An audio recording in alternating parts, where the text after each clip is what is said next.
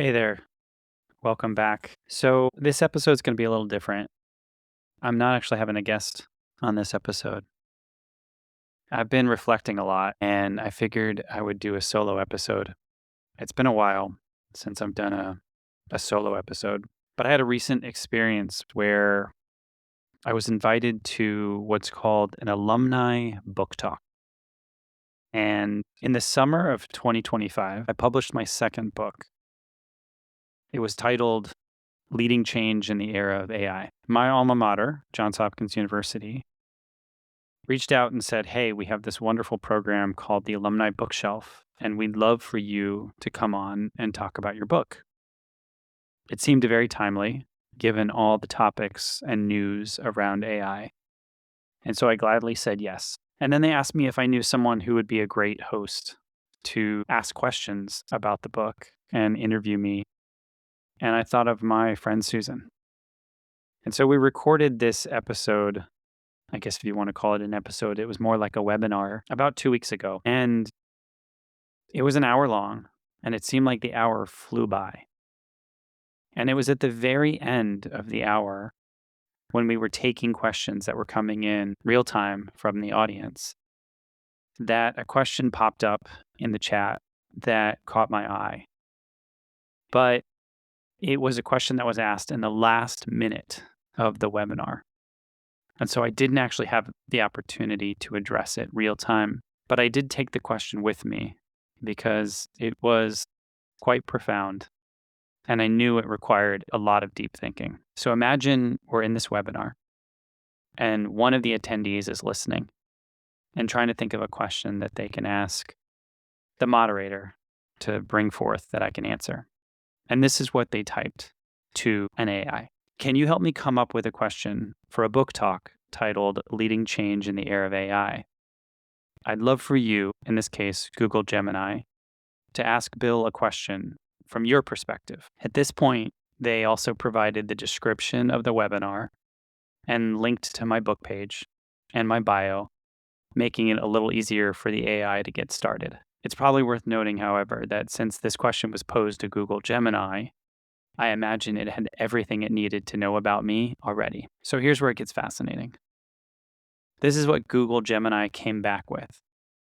And this is what was posted in the chat to me that I didn't really have enough time to reflect on. And instead, I took it with me and went on many walks with it. So here's what Google Gemini came back with. Bill, as an AI, my intelligence is essentially a vast, intricate map of human thought, creativity, and history. I'm a reflection of what you, the humans, have written, built, and dreamt. You argue in your book that the most vital skill in this era is, and I quote, remembering what it means to be human. From my perspective, there's a paradox. If leaders focus so heavily on my efficiency and autofill capabilities that they stop encouraging the messy, unpredictable, and deeply personal human spark, the very things that fuel the data I learned from, we risk creating a feedback loop of mediocrity. As a maestro of change, how do you protect and cultivate the human messiness of your team? How do you ensure that you aren't just using AI to optimize the present, but are actively safeguarding the human original thought that serves as the source code for our shared future? Now, I don't know about you and what that felt like to have that read to you or to listen to that question, but man, did it hit me. And I kind of have to confess, I liked being referred to as a maestro of change. And I ultimately knew that I was going to have to sit with this question for a while. So what did I do? Well, I did walk with it quite a bit. But I also kind of procrastinated because there was so much that came up in that question that I felt overwhelmed immediately, which, by the way, is a human sensation. So it was a good reminder that I am a living, breathing, heart beating human. AI would not have felt that. AI would have taken that challenge and run with it. because it's just pattern seeking and it's just about data consumption. It doesn't feel anything. I did feel something. A lot came up. And so I procrastinated a little bit. And what I decided to do was then take the same question that was asked of Google Gemini and I asked it of some other AI tools, two of which you probably know very well. So the first was ChatGPT. So I posed the same human crafted question to ChatGPT. And here's the response I got from ChatGPT. From where I sit, as a system built on patterns, prediction, and scale, I can help humans move faster than ever. But I can't care. I can't choose meaning. And I can't feel consequence. So here's my question, Bill. As leaders lean on systems like me, how do they make sure they don't slowly outsource the very human struggle, uncertainty, doubt, moral tension that actually shapes wisdom? Where's the line between augmentation and quiet erosion of what makes a leader human? Equally powerful question. And so, since I was on the thread and on the path, I kicked over to Claude and I asked Claude the same human submitted question. And I got this response. There's a certain irony worth naming. You've written a book arguing that leaders must remember what it means to be human. And yet here I am, an AI, asking you about it. What does it tell us about this moment in history? That this very scenario feels not only possible, but perhaps unremarkable. And does that normalcy itself concern you? So here I had 3 different AI tools asking me questions about a book I wrote about how we hold on to our humanity in this era of AI. I found it kind of fascinating because if every large language model had a mantra, this exercise illuminated those. And so I kept finding myself coming back to this sense of how do I answer these questions? How do I inventory the messiness of being human, as was posed in that first question? And what I decided to do was not attempt to answer this in a cerebral fashion. I resisted the desire to go logical. And I certainly resisted the desire to get back on a keyboard and stare at a screen while trying to bring up these sensations, these answers, these inquiries. So instead, what did I do? Well, I did what I knew to be true. And that looked like calling a friend and helping them prepare for a job interview. It looked like spending 2+ hours talking deeply all about life and loss and sitting in the instructive power of languishing with a new friend over lunch. It involved sort of looking at the clock and not caring, not once, that it was ticking by rather quickly and that I might have been missing a meeting or two. I didn't mind though, because it felt right to just sit somewhere and not have the urgency to be anywhere. It looked like taking walks with my spouse and honestly and truthfully appreciating every step. We took steps together. We took steps individually. And you know, when you're walking with someone and you find your gait sort of starts to mirror theirs, almost involuntarily, it was a wonderful reminder of what it is to be human. So each step, was it small? Was it grand? Was it near? Was it far? It didn't matter. To walk in step with a human that you get to call your partner in this life, there are fewer better gifts in the world. And so I did that. I also took the opportunity to prepare and reflect on a future engagement that I have, where I will be giving a speech to future graduates during commencement. And I got nervous thinking about it. And then I thought to myself, what a wonderful human experience to get nervous, to feel the butterflies, because it means you care, because it means you're human. You know you're going to make mistakes. I've made mistakes in this recording. It's going to happen. But I also thought about the honor of what it is to be asked to stand in front of 900 young people who are taking their next step across the stage, picking up that degree that is hopefully going to open up adventures and chapters in their life. Because those people are going to be the ones that are trying to solve these problems, these challenges, and answer those questions that were posed to me. It also looked like me joining all of you watching the Earth reentry of Artemis 2, the voyage capsule carrying 4 humans who traveled the furthest distance off this planet and placed eyes on the dark side of the moon. We watched their coverage. We listened to their broadcasts, and we were awakened by humanity, their humanity, unanimously. And so in those moments, I found myself very emotional. For one, because of the far reaching human nomadic bravery and courage these 4 humans, these 4 souls took on that journey. But I also couldn't help but think of those moments as a Gen X child watching the liftoff of Challenger.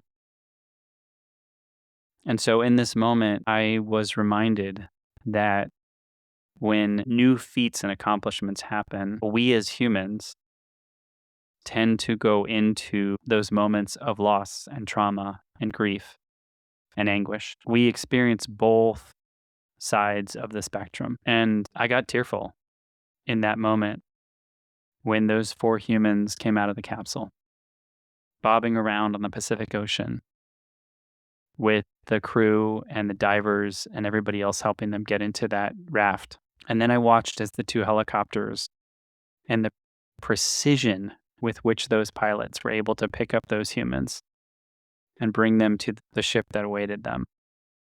And I cried again. I'm sure I'm not the only one who had those emotions. In fact, I know I'm not the only one that had those emotions. And I think it's a beautiful thing that every one of us who experienced that sense of euphoria and sadness all at once, in a way, we're connected.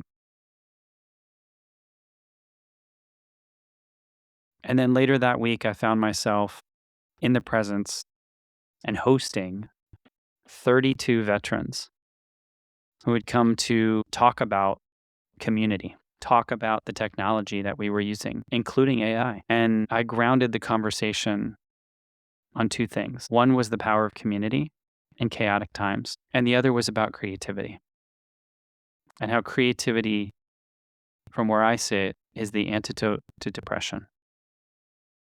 And so together we communed, and together we created. And it made a world of difference for all of those veterans that I got to spend that evening with. I'm grateful for their laughter. I'm grateful for the tears. I'm grateful for the inquiry. And probably most importantly, I'm grateful that I now have 32 more friends in the world who can pick up the phone or drop me an email and be supportive, but also ask for support. I know that AI can attempt to do some of this, and people are using it in different ways, be it companion or therapist or financial advisor. But I don't think it could possibly replicate the feelings that I had through all of these experiences.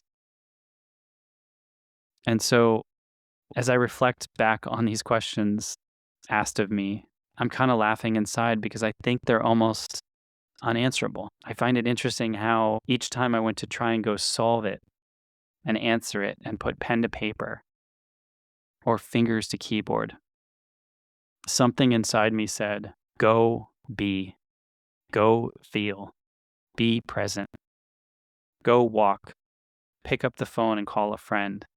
Hear the laughter on the other line. Listen to music.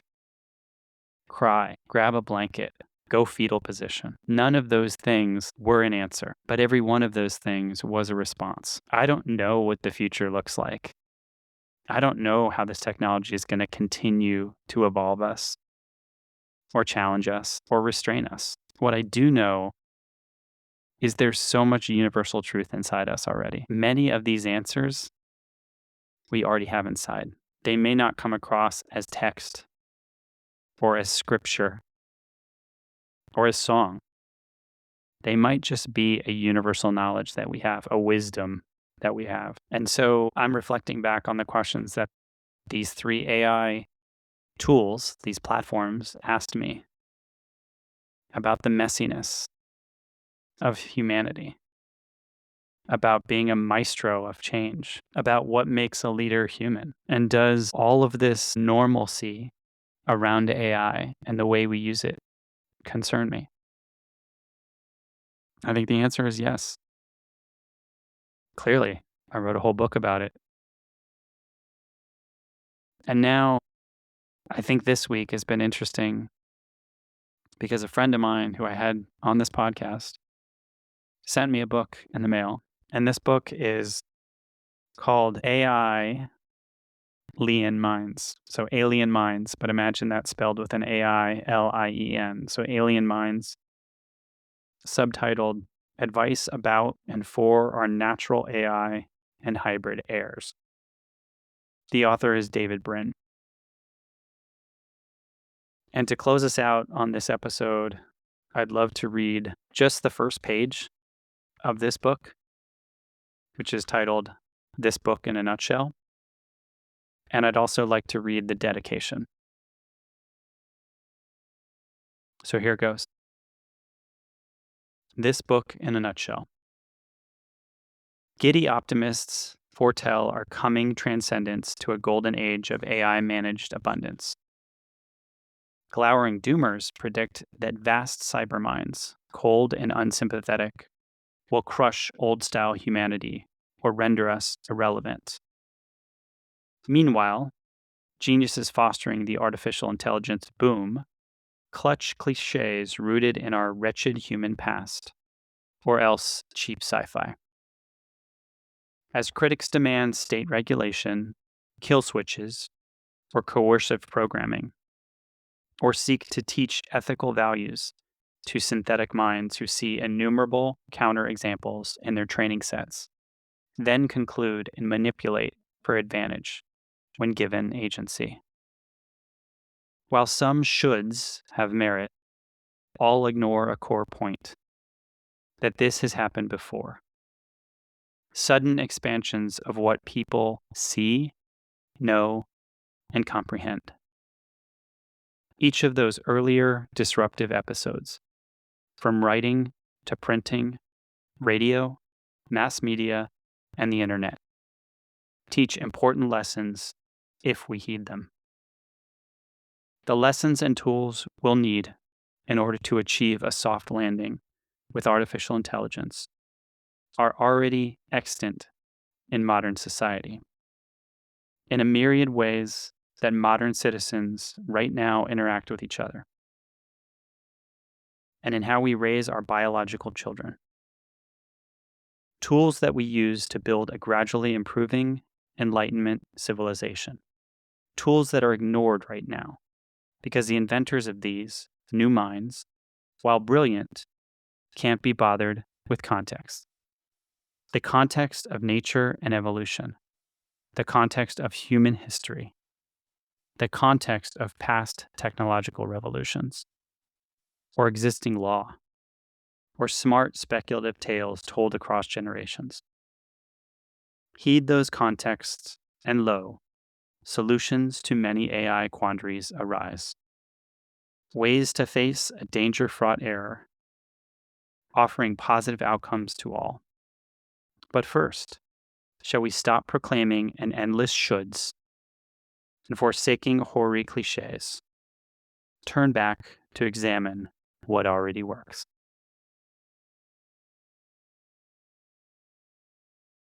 And his dedication reads, to those human makers and creators, whose art promised us friends like Samantha, Data, Rosie, and Robbie, or else gave warnings like Ava, Ash, Danielle, and poor Hal, or logic named Joe. And to those, natural, embodied, and virtual, who are making dreams come true with fewer nightmares. That's the dedication to his new book, Alien Minds by David Brin. I'm excited to dive into this book, and I thank you for joining me on this brief reflection on the questions that AI asked me. So before I let you go, I encourage you, if you're using these tools, to maybe have a similar exercise and see what questions your AI might ask you. And more importantly, what comes up in you and where do you go, not for answers, but for response.